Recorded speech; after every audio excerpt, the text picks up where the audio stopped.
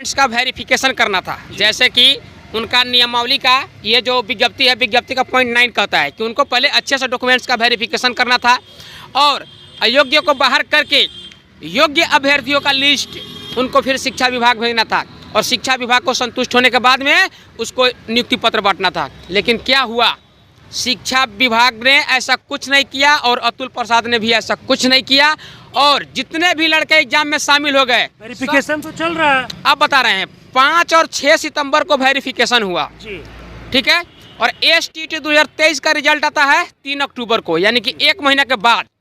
तो 5 और 6 सितंबर को जो डॉक्यूमेंट्स का वेरिफिकेशन हुआ वो STT वाले कैसे घुस गए, वो क्या दिखाएं, वो अपना क्या पेपर दिखाए STT की जगह पे। STT 19 तो उनका था नहीं, तो क्या दिखा करके वो ये चला गया, नियुक्ति पत्र ले लिया।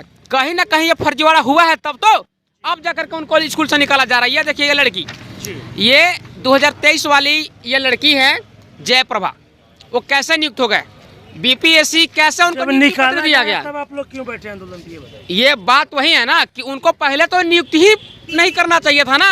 अगर वो फर्जी जो नियुक्त हुए तो कहीं ना कहीं हम सब अभ्यर्थियों का सीट पे नियुक्त हुए, हम लोग का सीट मारा गया। अब क्या कीजिएगा ये बताइए? लगातार हम लोग सत्याग्रह कर रहे हैं, हमारी सरकार से एक ही मांग है, बातें नहीं सुनी जाएगी तो बातें तो सुनना ही पड़ेगा, क्यों नहीं सुनना पड़ेगा, एकदम सुनेंगे। हम लोग सत्याग्रह कर रहे हैं, लगातार करेंगे, अनवरत आंदोलन चलाएंगे, कोर्ट भी जाएंगे, कोर्ट भी जाइएगा बिल्कुल, और चुनाव में सरकार का विरोध भी करेंगे।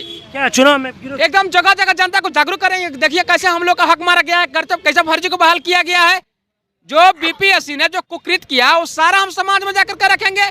ये सब अतुल प्रसाद ने और ये श्री KK पाठक ने दोनों मिलकर के हम लोगों के भविष्य के साथ खिलवाड़, बड़ा आरोप लगा रहे हैं। एकदम बहुत बड़ा आरोप किया। बताइए ना, इसको नियुक्ति कौन कर दिया, आरोप क्या बात है, बताइए इसको नियुक्त कौन किया। ये जो अभी 40 को बिहार शरीफ में निकाला गया है, देखिए यहाँ कंप्यूटर में STT नहीं है, STT नहीं है, STT नहीं है, ऊपर में सीटेट नहीं है, सीटेट नहीं था, स्टेट नहीं था, आप क्यों नियुक्त किए? आपको कितने अधिकार दिया था उसको नियुक्त करने का? आपको सरकार तो नहीं कहा था ना, सरकार ने तो आपने दे दिया 1 लाख 20 हज़ार नियुक्त करने के लिए, लेकिन आपने तो अपना जिम्मेदारी नहीं निभाया। लेकिन देखिए यहाँ सरकार ठीक है, लेकिन सरकार का हमारा विरोध यहाँ है कि गलत जो बहाली हुआ है उसको बाहर निकालिए और हम सबको उस पर नियुक्त करिए। बाकी रोजगार के मामला पर सरकार की नियत साफ है, लेकिन ये जो कार्रवाई करने की नियत है यहाँ ठीक नहीं है। यहाँ हम मांग करते हैं। दूसरा दिन है आज जी, दूसरा दिन है। जब तक हम लोग को न्याय नहीं मिल पाता, जब तक हम लोग स्कूल के बोर्ड पर नहीं चले जाते, तब तक रोड पर ही बैठेंगे।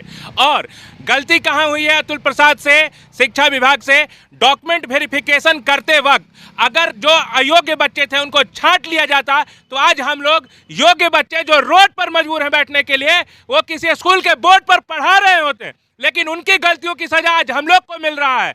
इसीलिए मैं अतुल प्रसाद, BPSC, शिक्षा विभाग और नीतीश सरकार से ये मांग करता हूं कि जल्द से जल्द सेकेंड रिवाइज रिजल्ट जारी करे, जिससे जी बिल्कुल संशोधित है, जिससे जो योग्य बच्चे आज रोड पर हैं वो बोर्ड पर चले जाएं। देखिए और भी कुछ लोग हैं, क्यों बैठे हैं ये बताइए, क्यों बैठे हैं आप लोग? सर, आपके चैनल के माध्यम से मैं हम्बल रिक्वेस्ट करना चाहता हूं, माननीय अतुल प्रसाद सर, मेरे गार्जियन पूर्वक हैं, मैं आंदोलन में तो आता हूं, मैं DOB कटअप से हूं, लेकिन मैं जब भी घर जाता हूं, ये दूसरा दिन है, मैं प्रॉपर घर, मैं अपना प्रॉपर जो अभी सिचुएशन में, क्रिटिकल सिचुएशन में हूं, मैं आपसे बता रहा हूं कि घर शाम को मैं जाता हूं तो मेरे गार्जियन पापा पूछते हैं कि तुम कहाँ से, क्या डिसीजन मिला? मैं भावुक ये सिचुएशन में हूँ सर। मेरे पापा 10 लाख रुपए लगाए हैं BTech करने में, RGPB यूनिवर्सिटी भोपाल से मैं BTech किया हूँ, 2018 पास हूँ। मेरे लिए इसलिए पापा 10 लाख रुपए लगाए थे कि मेरे लड़का का जॉब हो जाएगा। मैं 2019 से इस आंदोलन में कार्यरत हूँ और मैं बहाली के लिए मतलब प्रयास कर रहा हूँ। और ये जो फर्जी जो भी अयोग्य हैं उनके जगह पर मैं होता, मैं भावुक हो रहे हैं। घर जाते हैं तो पिताजी क्या पूछते हैं, पापा जी क्या डिसीजन मिला? मैं इतना कम मतलब मेरा डिप्रेस हो चुका हूँ सर। प्रॉपर माननीय अतुल प्रसाद, अगर मेरी भावनाओं को समझ रहे हैं, प्रॉपर आपसे हम्बल रिक्वेस्ट है। अब क्या बताएं, मेरी भावनाओं को अगर इमोशनल को आप समझ रहे हैं तो प्रॉपर इस जो आंदोलन जो लड़का सब कर रहा है, प्रॉपर इस चीज़ को मेंशन कीजिए। हम्बल रिक्वेस्ट है माननीय KK पाठक से, माननीय अतुल प्रसाद सर से, माननीय नीतीश कुमार से, मेरी भावनाओं को समझिए प्रॉपर। अब मैं अब मतलब अब ऐसा सिचुएशन में कि मैं अब घर नहीं जा सकता हूँ। ऐसा घर जाने में भी दिक्कत हो रहा है। घर जाने में मैं क्या बताएं। भावुक मत होइए, भावुक मत और होइए। भाऊ को अगर मैं घर ट्रेन में जनशताब्दी शाम को उसी से और मॉर्निंग में आता हूँ उसी से जाता हूँ, लेकिन जब टाइम आता है घर ट्रेन पकड़ने में, लेकिन मैं नहीं जाना। क्या बताएं सर, मैं नहीं बता सकता हूँ। कब तक बैठे रहिएगा? दूसरा देखिए दिन आज हम लोग का दूसरा दिन है। कब तक हम लोग बैठे कल तक कैसे धरना देंगे? अगर कल मेरी कोई अगर सरकार नहीं मानती है, हम लोग का कुछ नहीं करती है, तो कल हम यहीं पे आत्मदाह करेंगे। रहिएगा? आत्मदाह करने हाँ, से ये बताइए। हम मरेंगे, क्या ऐसे भी मिल मर रहे हैं और वैसे भी मरेंगे। सरकार को दिखाएंगे, यहीं पे हम मरेंगे। देखना होगा। हम श्री तेजस्वी सर से कहना चाहते हैं कि लालू प्रसाद जी को हम लोग भगवान मानते थे, आज तेजस्वी सर हम लोग का नहीं सुन रहे हैं। वेरिफिकेशन किया जा रहा है, जो लोग फर्जी तरीके से गए उनको बाहर किया जा रहा है, उसके बावजूद भी आप लोग क्यों बैठे? गलती किया है आयोग, और हम लोग का गलती क्या है? हम फर्जी अभ्यर्थी को हम लोग घुसाए हैं। जो फर्जी अभ्यर्थी घुसे हैं अभी छांट रहे हैं। कुछ लोग तो 10,000 लगभग उसी टाइम में डीवी भी नहीं कराया था, वो लोग भी लगभग मतलब 20,000 प्लस रिजल्ट सीट खाली है, उस पर क्यों नहीं लिया जा रहा है? हम लोग का क्या गलती? हम लोग किए थे गलती कि डीएलएड फेल, सीटेड फेल को हम लोग घुसाए थे, हम लोग का गलती है। आयोग घुसाया था तो उसका गलती हम लोग क्यों भुगते? अभी हम लोग का ये तेजस्वी सर से हम रिक्वेस्ट कल भी किए थे तेजस्वी सर से, आज भी रिक्वेस्ट कर रहे हैं हम। अगर मेरी बात नहीं सुन रहे हैं, हम लोग 20,000 की जनसंख्या में है, अगर उनको भविष्य में रहना है बिहार में, अगर नहीं सुनेंगे तो 20,000 की जनसंख्या 20 लाख में बदल सकती है। आपसे रिक्वेस्ट है, हम हाथ जोड़ के विनती कर रहे हैं कि आपसे मांग कर रहे हैं, आप आवाज़ उठाइए, आप आवाज़ उठाइए हम लोग के पक्ष में। बस यही हम रिक्वेस्ट करना चाहते हैं। और भी कुछ लोग हैं, क्या कुछ बोलना चाह रहे हैं? बोलिए, इधर आ जाइए, इधर आ जाइए, इधर आ जाइए, बोलिए। सर अब तो आप लोग लाइव सिटीज के मीडिया के माध्यम से जी बोलिए। हम लोग आज ही नहीं, आज हम लोगों को 10 दिन से लगभग 10 या 12 दिन से हम लोग लगभग आंदोलन के लिए ही कार्यरत हैं, लेकिन अभी तक आयोग के चेयरमैन श्रीमान